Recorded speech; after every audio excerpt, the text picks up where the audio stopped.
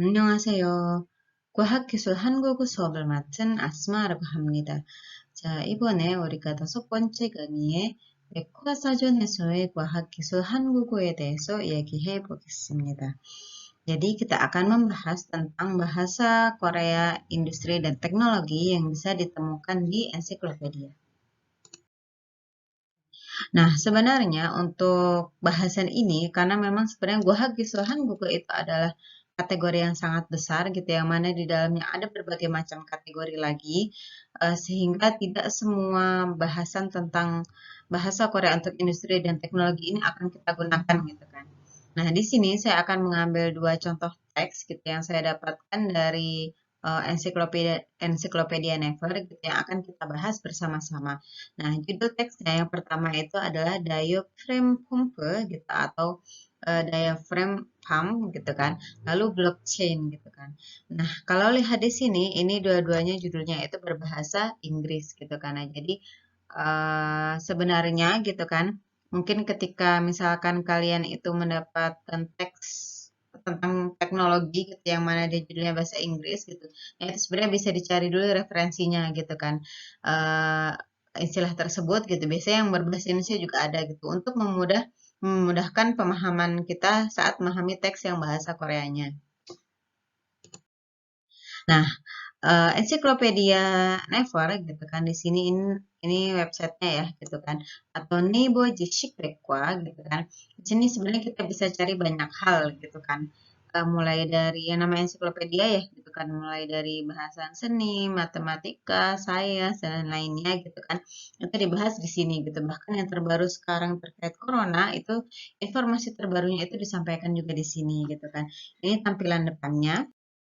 Lalu kalau melihat ini kategori bogi, tekan lalu nanti ada bagian tentang Jujebiol kategori, lalu ada bagian Gisul Gonghak atau teknologi dan teknik gitu kan. Yang mana di sini ada 400.000 lebih artikel yang dibagi menjadi berbagai macam kategori lagi gitu kan. Ada IHAK gitu, penyakit atau kesehatan gitu, komputer, tungshin, IT gitu. Jadi tentang komputer, seluler atau dunia IT gitu kan. Lalu Gisul Gunghak Ilban gitu. Jadi teknik dan teknologi yang biasa yang umum gitu. Guncuk konsol gitu. Jadi tentang arsitektur, bangunan. Ada Mugi Gonghak gitu kan. Jadi teknologi yang tanpa alat gitu kan. Lalu Jige Jadungca gitu kan. Tentang mesin, tentang mobil gitu, tentang metal atau logam. Pangyong Gonghak gitu, teknik lingkungan gitu. Jongi atau Jonja, jadi listrik dan alat-alat elektronik atau Nonghak gitu, jadi teknologi pertanian gitu. Nah, ini semua terangkum dalam bagian Gisul Gonghak gitu. Jadi kalau misalkan ingin mencari artikel ensiklopedia tentang teknik, nah, teknologi gitu kan, dan sains dalam bahasa Korea itu bisa dicari di sini gitu kan. Jadi sebenarnya kalau kita banyak cari istilahnya di sini akan memudahkan ketika nanti suatu saat masuk ke perusahaan Korea, bekerja di sana, menerjemahkan berbagai macam artikel gitu kan. Yang otomatis di situ istilah khusus teknologinya itu sangat banyak gitu. Nah, ini pengetahuan umum yang ada di sini itu bisa menjadi bekal gitu untuk kedepannya. Oke. Nah, teks yang pertama itu tentang diaphragm pompa atau pompa diafragma kalau bahasa Indonesianya gitu kan. Nah, jadi sebenarnya pompa ini maksudnya apa sih gitu kan, digunakan untuk apa gitu. Ini teksnya gitu kan, teks tentang diaphragm pompa yang mana hanya sebagian yang saya ambil gitu kan, karena teksnya itu sangat panjang gitu kalau dilihat di Nebo Jishik Pekwa gitu kan. Nah, jadi di sini diaphragm pompa는 gam apsik, ga apsik gitu kan. Yang mana up itu artinya itu adalah tekanan gitu. Jadi mungkin kalau sering dengar kata amnyok, apriok itu artinya tekanan, kekuatan tekanan gitu. Ini up yang sama gitu kan. Jadi gam apsik, gam itu artinya turun gitu kan. Jadi untuk menurunkan tekanan dan ga apsik itu untuk memberikan tekanan gitu kan. Nah, jadi pompa ini gitu kan itu ada dua jenisnya gitu yang satu untuk menurunkan tekanan, yang satu untuk memberikan tekanan gitu kan. Dan di sini lalu ada kata lagi nungcukcu. Nah, nungcukjo ini dia pengental pengental lumpur gitu kan. Jadi alat untuk mengentalkan lumpur gitu. Nah, lalu spigot. Nah, di sini ada kata spigot. Kata-kata yang seperti ini tidak khas Korea gitu. Yang mana itu berarti diambil dari bahasa Inggris. Yang artinya sendiri adalah keran gitu. Jadi keran untuk pengental lumpur gitu kan. Nah, jadi di sini ada nungcukju의 spigot 같은 진한 광액. Jinhada itu kan dia kental ya, lekat gitu kan. Lalu guang ek itu dia cairan cairan yang memang juga dia kental gitu kan. Maksudnya di sini adalah alat untuk mengentalkan lumpur gitu yang mana dia kekentalannya itu tuh sangat sangat lekat gitu kan. Dan untuk apa namanya menaikkan cairan tersebut hingga setinggi 2 sampai 2,5 meter di sini gitu kan. Oligi besonan 전자가 많이 쓰인다 gitu. Jadi listriknya itu butuh butuh banyak gitu kan. Nah, salah satunya di sini eh, solusinya adalah pompa diafragma ini gitu kan. Nah, lalu piston. Piston di sini gitu. Piston ini juga dia merupakan istilah istilah luar. Nah, piston ini adalah torak atau sumbat gitu kan yang digunakan di berbagai macam peralatan gitu kan. Nah, jadi sebagai gantinya ini menggunakan gomu mak. Gomu itu dia karet gitu kan. Mak ini dia maka penghalang karet gitu. Jadi sebagai gantinya apa namanya si sumbat ini yang biasa dari besi digantikan dengan karet gitu kan.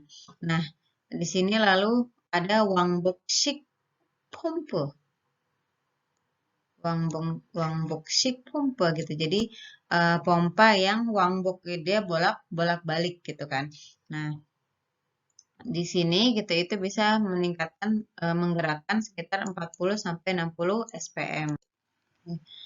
Nah, lalu di sini eh, ada penjelasannya lagi gitu kan.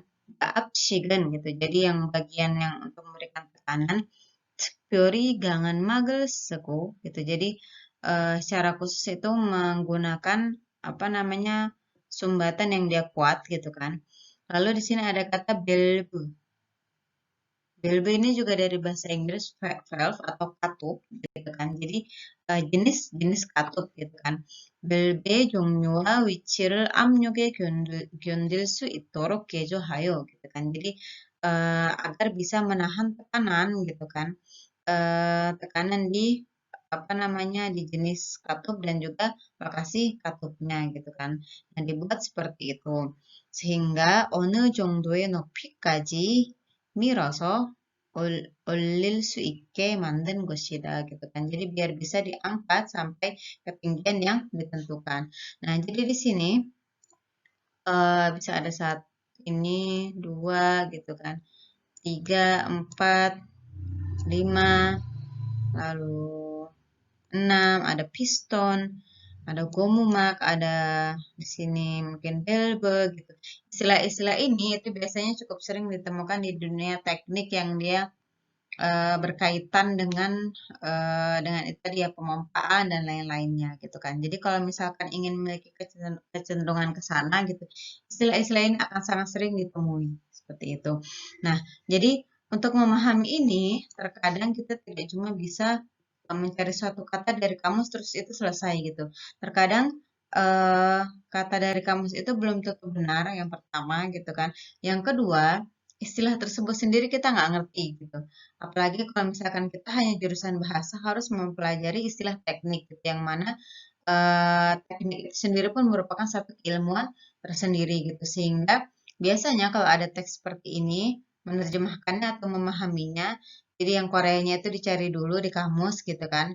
Dia hasilnya apa? Biasanya yang lebih valid adalah kamus yang bahasa Inggris ya, Korea bahasa Inggris gitu kan. Nah, lalu terkadang istilah bahasa Inggris tersebut kita cari lagi di Google gitu kan. Itu maksudnya apa? Sehingga kita bisa mencari padanan istilah yang sesuai gitu. Nah, apalagi untuk istilah-istilah berbahasa Inggris yang seperti ini gitu kan.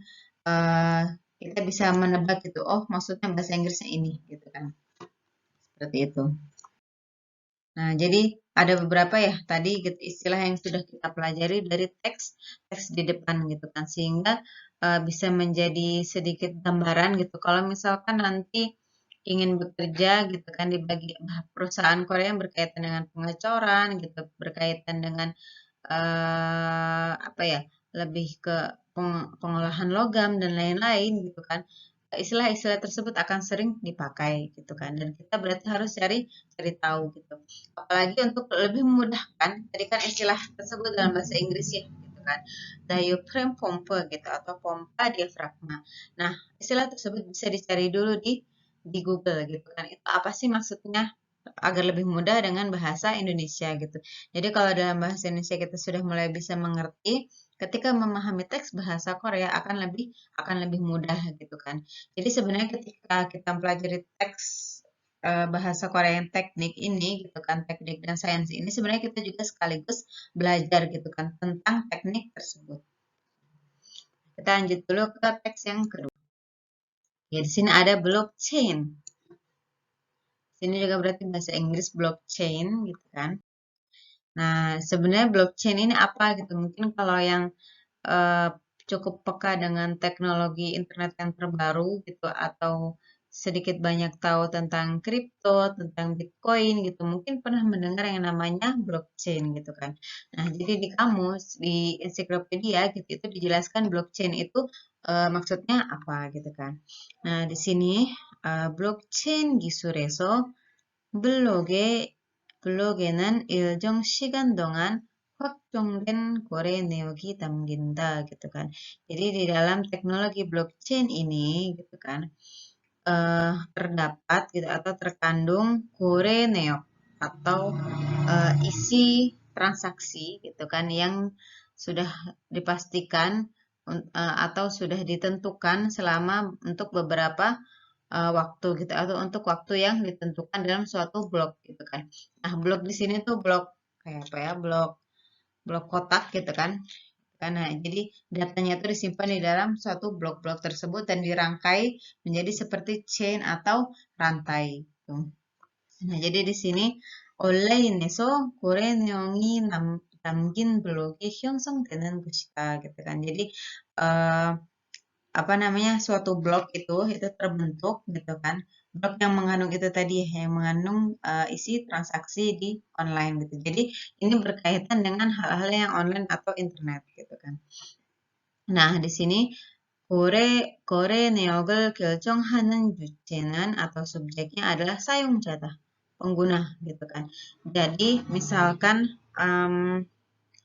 kita mau beli tiket kereta api gitu kan, itu kan biasanya butuh pihak ketiga ya dari si kereta apinya, perusahaan kereta api sampai ke kita itu biasanya untuk transaksi pembayarannya itu butuh pihak ketiga gitu. Nah, tapi di sini yang menjadi subjeknya benar-benar itu adalah kita penggunanya gitu kan. Nah, jadi 이 블록은 네트워크에 있는 모든 참여자에게 전송된다 gitu. Jadi semua semua informasinya gitu yang ada dalam blog tersebut itu disampaikan ke si yang partisipannya gitu kan. Jadi informasinya itu bisa menjadi sangat-sangat panjang gitu kan. Tetapi itu langsung dari pengguna ke barangnya gitu kan. Jadi kalau dalam misalkan ilustrasinya, misalkan penulis buku sekarang itu kalau mau jual buku itu pasti lewat penerbit, atau kalau e-book itu lewat ada perusahaannya sendiri ya, misalkan Amazon atau di Korea ada Kyobo Ebook gitu kan. Jadi lewat perusahaan itu si penulisnya itu menjual buku di situ, lalu kita membeli gitu kan. Dan yang sampai ke penulis itu ya berarti royaltinya aja gitu. Tetapi dengan adanya blockchain ini, itu teknologi ini, ya penulis bisa langsung transaksi dengan si penggunanya gitu kan. Yang mana berarti bukan cuma dapat royalti, dapat seluruh harga dari bukunya tersebut gitu kan. Jadi memperpendek alur transaksi gitu. Nah, lalu di sini 참여자들은 atau si partisipannya 해당 거래의 타당성. 타당성 itu benar atau tidaknya, layak atau tidaknya gitu kan. Yobu. Gitu. Di sini ada yobu, yobu iya atau tidaknya ya gitu kan. Jadi si partisipannya itu memastikan gitu ini benar nggak gitu transaksinya gitu kan. Nah, transaksi ini bukan hanya masalah uangnya tapi juga itu apa gitu digunakan kapan di mana gitu itu masuk semua ke dalam satu blok itu gitu. Nah, jadi di sini gitu kan hanya senginden belum money gitu kan. Jadi blok yang disetujui saja atau yang di ACC saja gitu kan yang itu akhirnya dihubungkan Yongyol Dimenso dihubungkan dengan blockchain yang sebelumnya sudah ada gitu dan Songgemi Iro Jinda. Songgem itu transfer gitu kan. Transfernya atau transaksinya itu bisa bisa berlangsung gitu kan. Dan ini blockchain ini yang dijelaskan di sini adalah Sinyong Kibani Anita. Sinyong itu kan kredit ya gitu. Jadi bukan berlandaskan kartu kredit. Jadi biasanya kalau kita transaksi di internet itu menggunakan kartu kredit ya atau kartu debit yang memang bisa digunakan untuk transaksi di internet gitu kan. Nah, tetapi ini blockchain ini itu bukan merupakan kartu kredit gitu kan. Nah, jadi di sini lalu ada eh, 제3자가 거래를 보증하지 않고도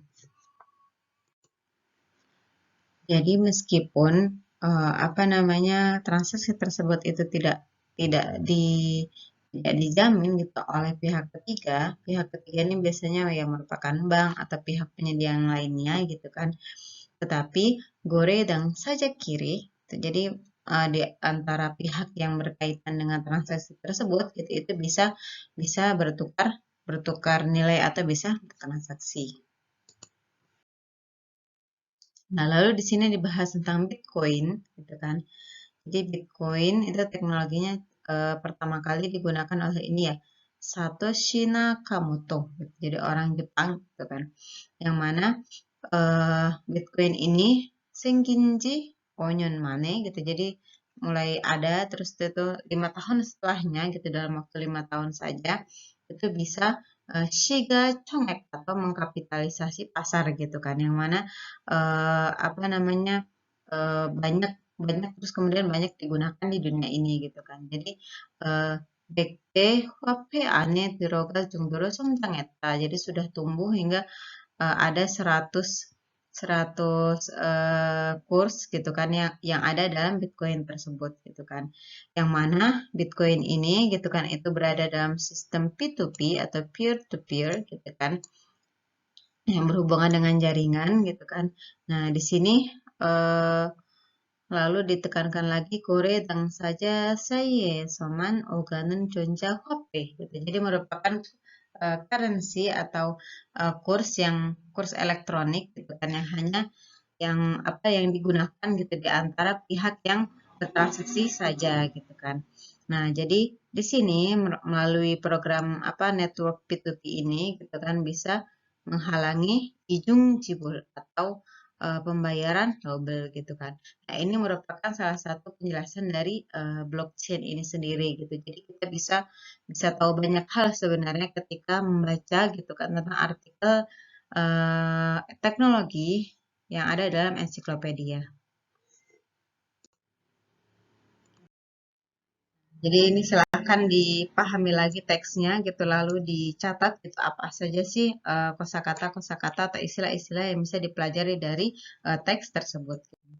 Nah, jadi tadi kita sudah mempelajari dua teks gitu dan itu sangat merupakan bagian sangat kecil gitu dari keseluruhan Google gitu.